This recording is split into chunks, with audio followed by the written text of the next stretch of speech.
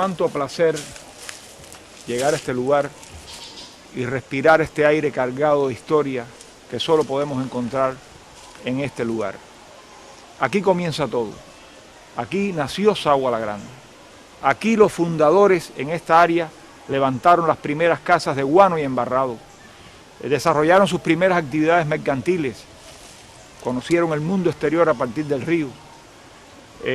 Desarrollaron su primera misa. Formaron sus primeras formas de gobierno y enterraron sus primeros muertos. Aquí comenzó el crecimiento de Sagua la Grande. Aquí comenzaremos nuestro recorrido en esta emisión especial de Historias del Sabaneque. Acompáñenme. El 13 de junio de 1590 fue mercedada por el Cabildo de Santi Spíritus a don Alfonso de Cepeda la hacienda de Sabana de Sagua, hoy Jumagua, formando su asiento en Sabana Grande, a una media legua de esta villa. Todo parece indicar que la primera huella del colonizador en la región estuvo vinculada al establecimiento temporal de cuadrillas de leñadores que iniciaron la tala de los bosques. Las maderas que se utilizaron en la construcción del Escorial fueron extraídas de Sagua la Grande. Las primeras actividades económicas de la región fueron, por tanto, la tala de bosques y la ganadería, dadas las excelentes condiciones de la zona. De Sagua en el siglo XVII salía para La Habana y a veces para España grandes barcazas arrastradas por buques de vela cargados de cuero, carnes saladas y madera. Hacia 1770 aparecen noticias del establecimiento de nuevos cortes de madera en Sitiecito y Alacranes, haciéndolo unos mexicanos procedentes de La Habana. También en esta fecha, Juan López obtuvo permiso para establecer nuevos cortes de madera en Jumagua, lo que se realizó con inmigrantes de la Florida. El proceso de la región posibilitó el establecimiento en 1789 de una capitanía de partido que comprendía el territorio que se extendía entre los ríos Sagua la Grande y Sagua la Chica, llamado Las Dos Aguas. Este proceso se vio coronado con el éxito el 8 de diciembre de 1812, fecha que se reconoce como la fundación de Sagua la Grande, cuando el vecino de esta, don Juan Caballero, constituyó una ermita de madera y guano en el lugar que se encuentra hoy el Parque Independencia, en la esquina de la calle Clara Barton, antes Progreso.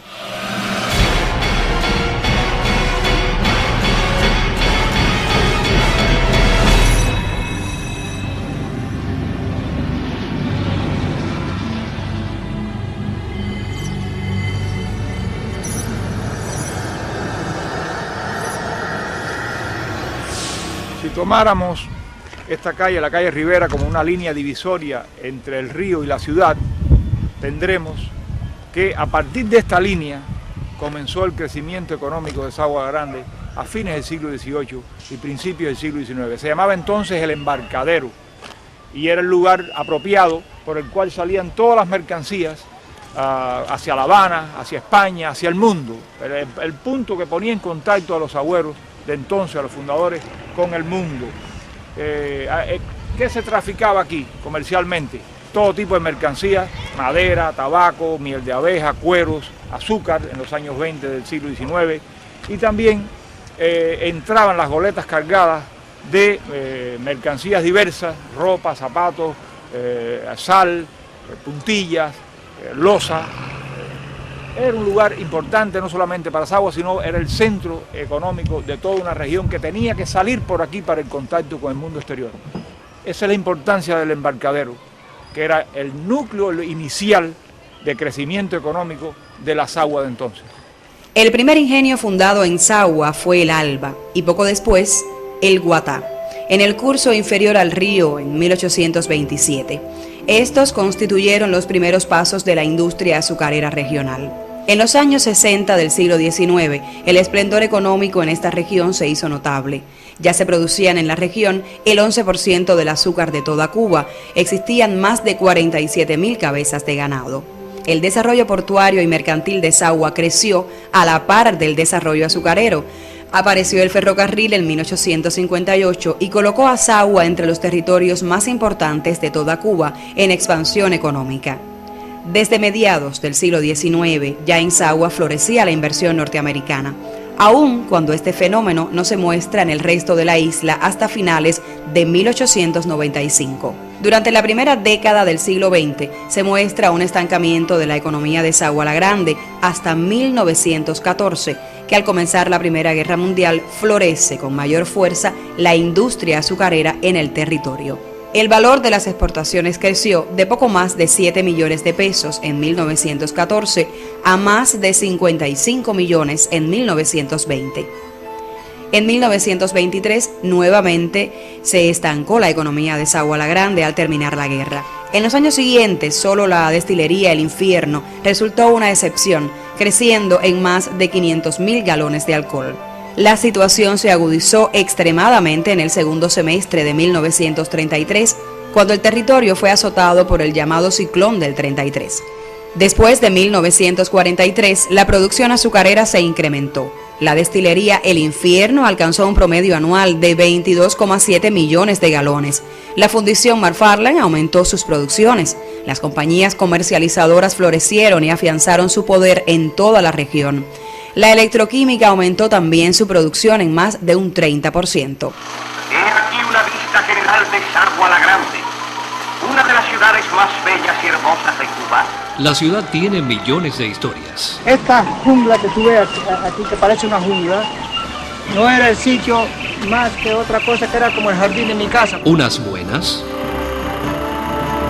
otras no tanto. Véalos y cómprelos en la casa RCA Víctor, Maceo y Carmen Ribalta, Sagua la Grande. Tu vida y la de nosotros está más cerca de lo que parece. Tú la vives, todos la sentimos. Tú la haces, nosotros la narramos.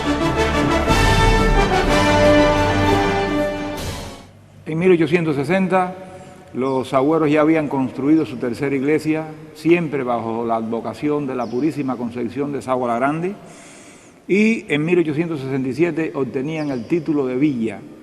Alrededor de esta edificación, que pasaría a ocupar entonces el nuevo núcleo poblacional de la ciudad, que venía creciendo aceleradamente hacia la parte sur, hacia alrededor de todo este edificación, magnífica construcción, se fue desarrollando un nuevo centro económico, importante centro económico, y un tipo de construcciones que le darían a Sagua la Grande un toque distintivo dentro de la nacionalidad, es decir, dentro de la nación cubana. Centro histórico declarado ayer monumento nacional para orgullo de los sagüeros, lo que nos compromete más a conservarlo para las futuras generaciones. Ese legado cultural, de tradiciones, de costumbres, de arquitectura, nos llega hasta los días de hoy. El desarrollo sociocultural de una localidad está condicionado por las características y desarrollo económico. Los fundadores de Sagua en 1812 no previeron en la ciudad un crecimiento ordenado, por lo que fue necesario reordenar el crecimiento inicial. A partir de que se funda el primer centro escolar en 1830, se suceden las fundaciones y aperturas de colegios auspiciados por el clero y las clases dominantes, públicos o privados. Entre los años 1850 y 1877 existieron en Sagua la Grande los teatros Lascano, El Recreo, Teatro Chino, Nuevo Teatro Chino, Uriarte. Estos teatros, en su mayoría, estaban ubicados en locales pequeños. La tradición cultural que poco a poco se arraigaba en la villa hizo necesaria la creación de escuelas y academias. Fuentes consultadas consideran a Sagua la Grande desde mediados del siglo XIX como una potencia musical. Sagua la Grande fue cuna de personalidades de la música reconocidas nacional e internacionalmente, como Mario Valdés Costa, Jaime Prats Estrada, Antonio Fabre Rueda, Pedro Guida, Rodrigo Prats Llorens, Antonino Abad Lugo Machín y muchos más. Las publicaciones periódicas fueron un elemento promotor y difusor de la historia de la patria chica, resultando un elemento distintivo que impulsó a la intelectualidad del municipio. Con el triunfo de la revolución, las artes plásticas fue la manifestación que en los inicios tuvo un trabajo más sistemático. Sagua la Grande tiene una rica tradición cultural, tanto académica como popular en las diversas manifestaciones del arte y durante todas las épocas, tradición que nuestro pueblo, principal promotor de la cultura local y nacional, sabrá enriquecer.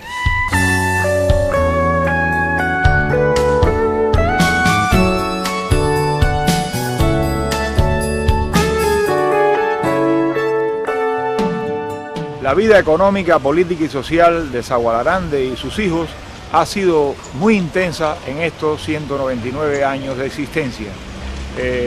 Muchos de sus hijos en ese devenir han descollado, es decir, se han destacado en diferentes campos del quehacer social, científico, médico, pedagógico, literario, periodístico, económico, patriótico, han brillado en esos campos.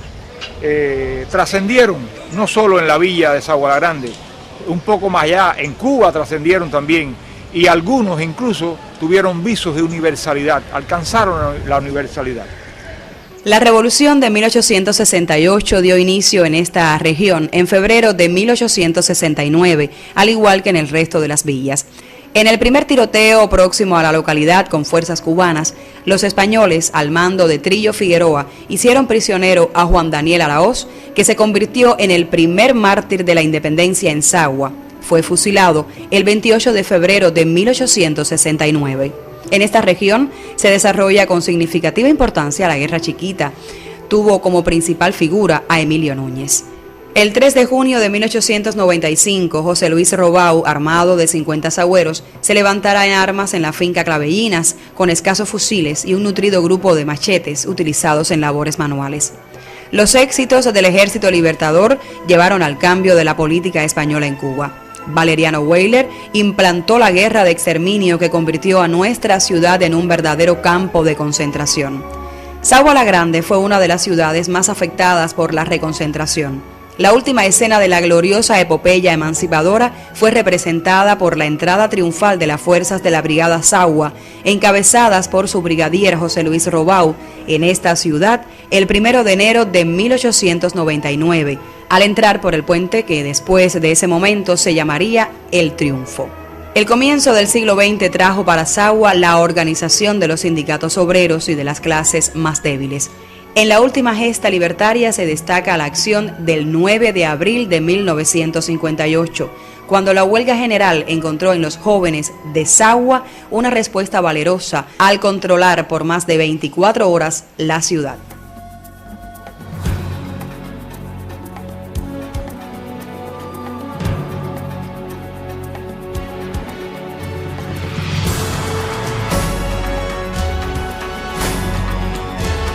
El próximo diciembre celebraremos los 200 años de vida de esta ciudad que tanto queremos. Debemos al menos trabajar intensamente para que ese bicentenario se desarrolle a la altura que nuestra villa se merece. Rescatar el área es un compromiso ineludible. Rescatar todo esto que forma parte del área fundacional, la cual las nuevas generaciones deben tener presente para que sigan unidas a las raíces del pueblo que los vio nacer. Sagua La Grande hace honor a su nombre. Sagua La Grande tiene un alcance nacional, sus hijos han dejado una huella, una impronta, un prototipo de ser humano que debemos conservar para las futuras generaciones. Nos sentimos orgullosos de haber nacido en esta tierra tan preñada de historia. Dentro de 7 días nos volveremos a ver nuevamente en estas historias del Sabaneque. Hasta entonces.